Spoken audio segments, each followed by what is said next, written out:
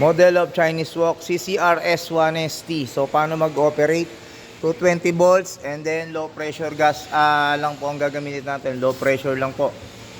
Po yung kasama na po dito ang supply ng igniter natin, no? Meron siyang module igniter. Ayan. Dalawa. So ito yung blower natin. Ayan na, may naririnig na po kayong maandar. Air valve natin. Ayan, air mixer na tinatawag. So patayin po muna natin. So dito muna tayo sa single burner. So single burner, ito. Once na inangat po natin to, nandiyan na po yung ignition niya and gas valve. Kasama na po yun. Ayan na po. Kung mapapansin nyo, meron pa rin siyang igniter. Yung ignite niya tuloy-tuloy. Maya-maya mawawala na po yan pag nainitan na po siya. Yan, okay, wala na. So yan po yung power on niya, nakaangat.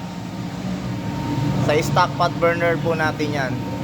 Next po natin is ito na po yung ignition pilot valve. Nakapatay po. Tingnan po natin, aangat. Ayan, wala po yung hangin. So naka-on na po. Papasokan natin ng hangin para sa pilot. Yan. Next natin is yung gas valve.